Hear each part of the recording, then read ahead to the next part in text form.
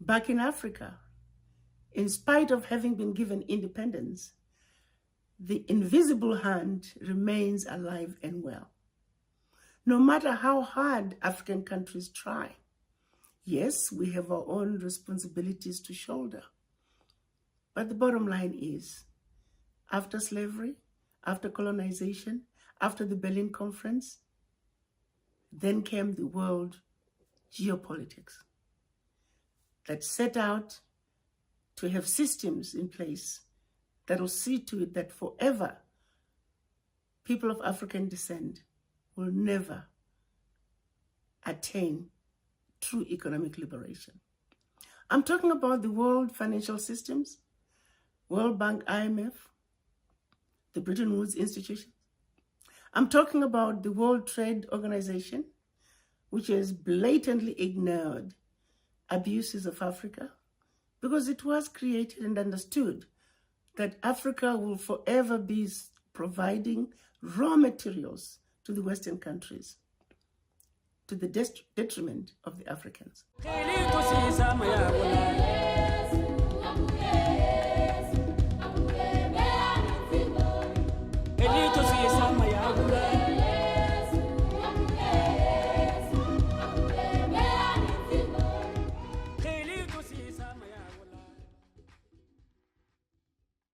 As we celebrate Africa Day, let's reflect on what our Pan-African fathers wanted to accomplish when they met in Addis Ababa, Ethiopia, back in 1963.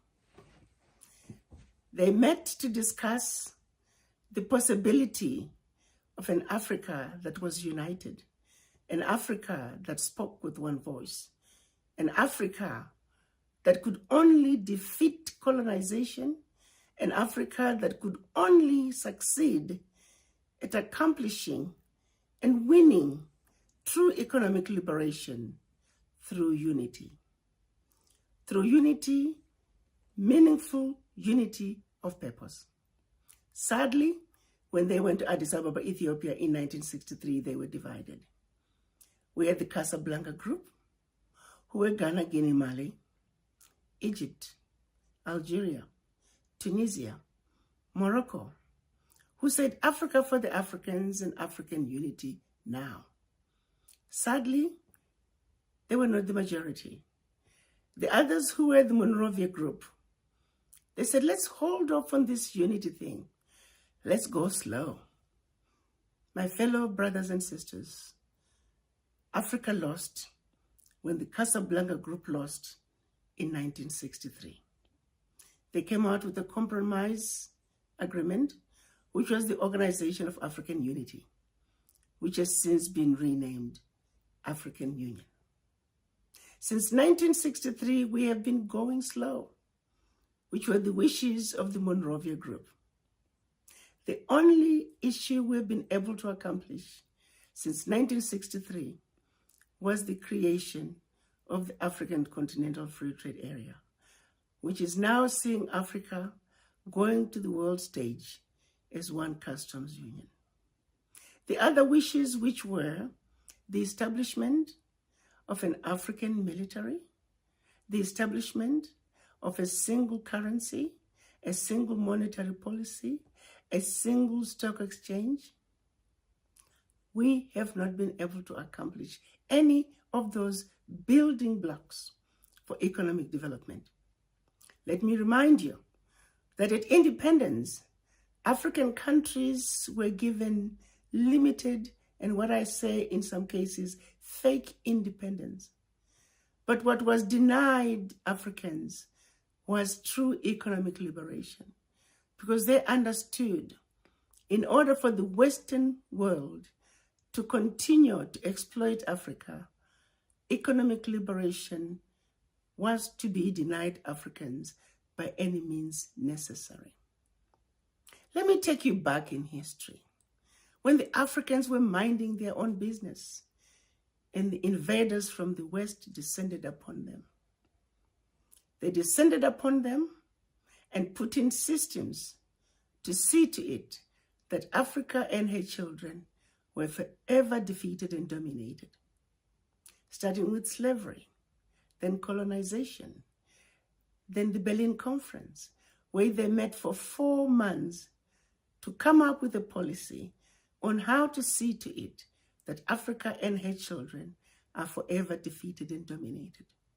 The policies they put in place back in 1884 remain alive and well in Africa today.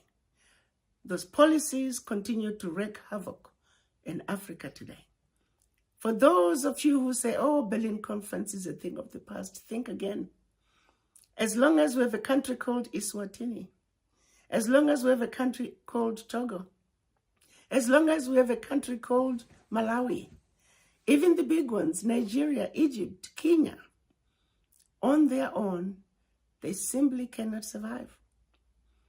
And yet, the division of Africa was intentional, was deliberate, and was supposed to have specific desired outcomes. And those outcomes continue to be felt to this very day. They did not end there. When the children of Africa were taken to the Americas as slaves, what they were subjected to on slave plantations, following the quote-unquote freedom of the slaves, they followed up with Jim Crow. They followed up with redlining. They followed up with systematic imprisonment of Black people. They followed up with continued abuse and denial of economic advancement of Black people, no matter where you find us. Whether you find us in the Americas, whether you find us in the Caribbean, in South America, in Europe, and of course back in Africa. We are the working class, systematically relegated to be forever the working class.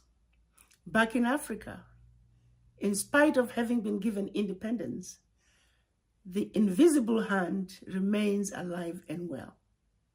No matter how hard African countries try, yes, we have our own responsibilities to shoulder.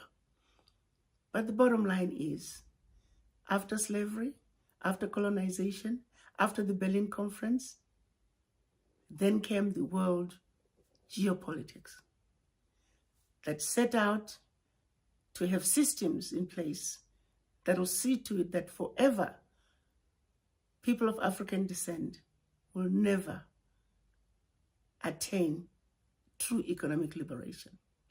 I'm talking about the world financial systems, World Bank, IMF, the Bretton Woods institutions. I'm talking about the World Trade Organization, which has blatantly ignored abuses of Africa because it was created and understood that Africa will forever be providing raw materials to the Western countries to the detriment of the Africans. I'm talking about the World Health Organization, which, as you saw during COVID, Africa was left hanging. I'm talking about the United Nations, an entity that is supposed to be the watchdog for human rights around the world. The 3 members of the 5-member UN Security Council are some of the biggest abusers of human rights through slavery. Slavery, which is yet another war crime that no one is yet to be prosecuted. Colonization, which is a war crime to which no one is yet to be prosecuted. There is a need for these war crimes to be referred to the ICC. What is the United Nations doing about this situation? The watchdog for human rights violations, at the realm of it, are 3 countries that are the biggest perpetrators of human rights violations in the history of mankind. And by that, I'm referring to slavery. All other nations, all other races that have been wronged, the Japanese, the American Indians, the Jews, you name it, they have been compensated. Reparations have been paid, and yet the biggest crime ever committed on any group of people through slavery, the people have never been compensated. The issue of reparations is way past due.